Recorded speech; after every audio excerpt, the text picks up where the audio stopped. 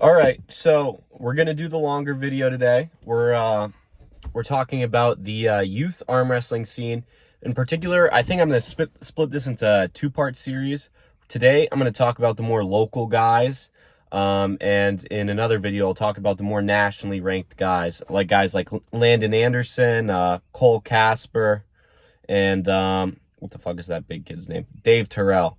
Those guys not going to be on this list, and that's not because they're not the top teens in the country. That's because I'm saving that for a more nationwide list. This is going to be talking about some of the youth pullers, and by youth I'm talking about under 21 in the New England and just Northeast area in general. So let's start it off strong. Hunter Durant. Hunter Durant is a puller with up with Badgers team and Granite Arms out of New Hampshire, and I've trained with Hunter a few times up there with those guys. Very strong hand, and he's got a huge amount of potential in the sport. Honestly, I'm gonna say he has bigger potential than anyone else on this wrist, just because I don't think it takes weight training very seriously, and a lot of where he's weak is in his arm. So huge potential for Hunter. I think he's probably about like 50% of where he could be if he trained his arm. That being said, he recently competed at IFA Nationals, and he won that, and he won both classes very easily. His weight class and then the super heavyweight weight class, where he beat Levi Ratowski, who's another younger puller who's kind of up and coming. I think he's a little bit overrated, but he's done a really good job of advertising himself as a puller, especially on Instagram. Hunter is also a two-time IFA world champion. Now, I know talking about IFA, WAF, you kind of question like which one is more legit than the other. And honestly, I don't think it really matters that much. I watched the class. There were some legit pullers in the last IFA Worlds class that he ended up winning. Although in 2021, that was when borders were shut down, and he won IFA Worlds that year, and it was mainly just U.S. guys. But last year, very legit win, very solid puller. A lot of people don't know how to deal with his hand, and huge potential in the sport. Could be like, if he gets his ass in the gym, very solid. Even RVJ said it. He posted a video of him at the Granite Arms Super Matches. He was pulling Aaron Mosgay, who's strong-armed puller. He was just like, this kid is the best teen in North America, which is very, very high. And I think best teen in North America right about here.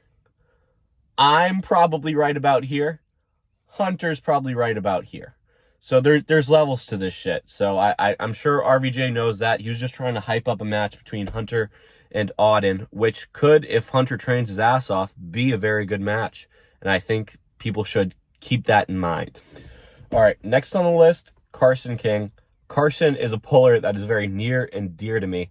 When I was getting hyped up in the youth division as a solid youth puller when I was 17, and I was, I think it was either my first or second competition. I went to Addison County, and Josh, my coach, Josh Grant, very good puller, was hyping me up. He's like, you're going to kill these fucking youth pullers, And I think my second match was against Carson.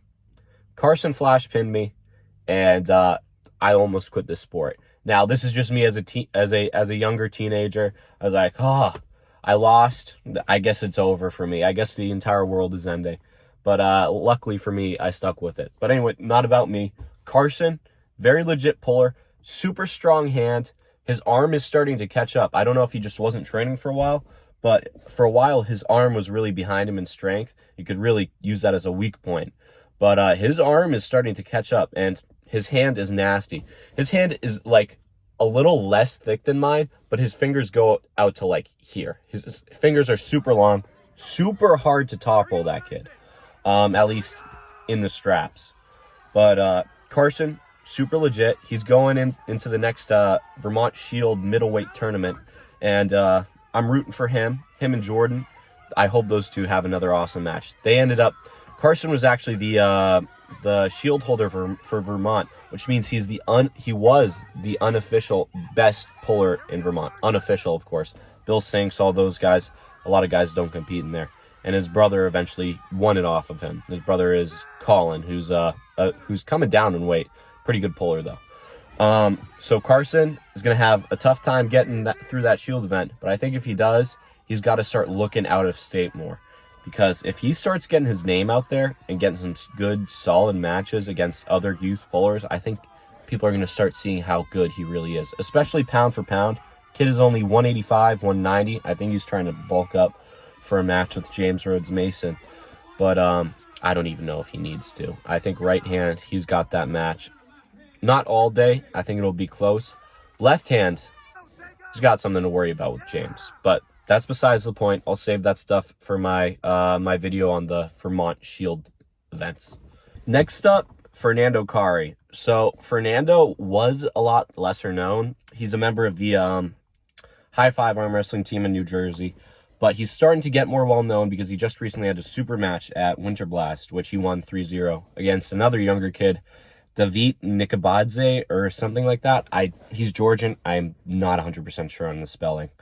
But he won that 3-0. He was about a weight class and a half heavier than the other kid. So, like, take that with a grain of salt. That other David kid, he's going to be really good one day, too. Maybe I'll talk about him a little bit later. But Fernando had a super match the day before the Winter Blast tournament. He still competed in the tournament, and he went 3-2 in the Pro 198 class.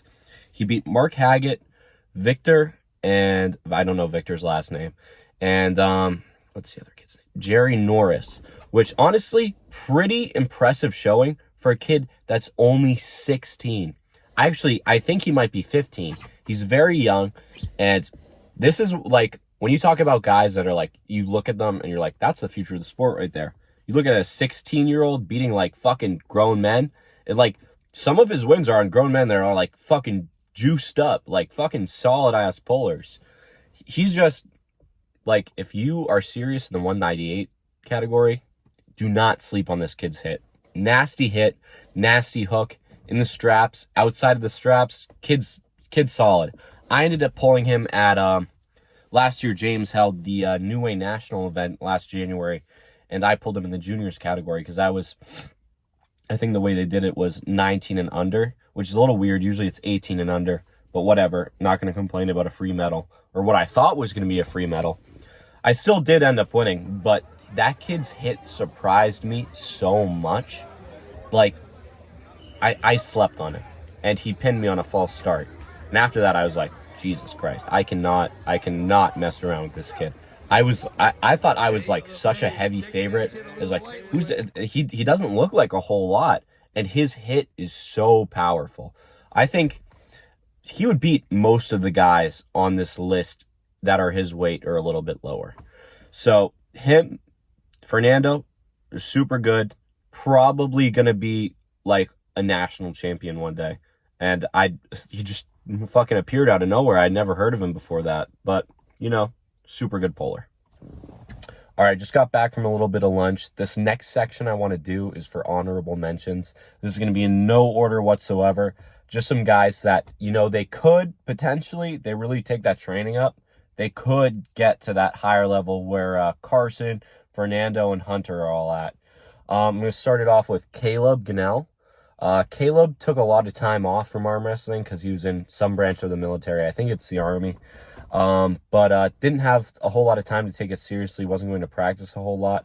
But there was a time period when he was first getting into it for like a solid 6 months. He was taking that shit really seriously, and that's where he was improving the most. But then kind of drops off when, you know, you stop training. But I think he's back to training now. He could totally get back to a pretty high level, break into the pros even. I would love to see that happen. Next, I'm going to put Isaac Preston from Vermont. I think he trains up there with Bill Sinks. Isaac is the son of Eric Preston. Yeah, the Eric Preston that is 400 pounds and flashes me in overalls. Isaac, beast.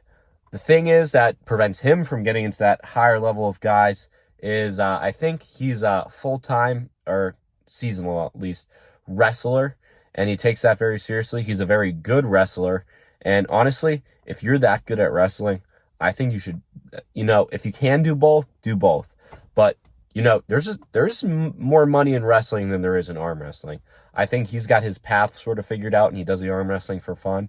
But he does have the potential to be very good. All right. Now, by the way, I think he's 17. Caleb was 20. Tyler Mitchell's next on the list. Tyler, super good, inconsistent puller. I don't know how much he practices or if he lifts or anything. I know he does pull-ups and stuff. But his brother, Sam Mitchell, super accomplished 176er around here. I'd say Sam Mitchell, probably the best 176 puller, given that I can't make 176, in New England. Not counting guys that I haven't seen in a while pulling, like Oren or Nevin. I'm not counting those guys because those guys pull like once every 2 years. But Sam Mitchell, probably the most consistent 176er and super good 176er. And his brother is, I think, 18 and super fucking strong. Nasty hit. It's not even his first hit that's bad. His second hit is crazy. And I think he's got to be a little bit careful with that second hit because he could injure himself with how he pulls. But he pulls pro now. He could be pretty successful once he starts training, if that's, the route he wants to take. But yeah, Tyler Mitchell, a lot of potential. And this last guy, I have an interesting opinion about him because I don't really like how he pulls, but he's a super nice guy, so I kind of get over it. And that's Patrick Minuti from, I don't know if that's how you pronounce his last name, from Granite Arms. Newer kid, like, this is what's preventing him from getting into that top level category. First of all, been pulling for like a little bit less than a year, almost a year. Doesn't pull pro, but he gets to not pull pro because he's only been pulling for like not even a year. So those are the two things that really prevent him. He has been showing a great amount of progression, and it is only a matter of time before he gets up there with guys like Carson and Hunter. I don't know how Hunter and him practice together. I don't know how they line up in practice, but Patrick's a 198 guy. Hunter's usually a 176 guy, but both super solid pullers, and he's going to do really well. The only thing that makes me not really like how he pulls is he tends to drop into a King's move a lot, and I'm just like gonna fucking throw up if I see that shit one more time. He might watch this video. I hate that shit. That shit's fucking gross. Don't do that. Besides that, super strong, great fundamentals for arm wrestling, strong arm, strong hand, big hand. He's gonna be great. And yeah, that's it for honorable mentions. Thank you for watching my video. I hope you enjoyed it. And please subscribe to my channel because it makes me feel good about myself. See you guys in the next video.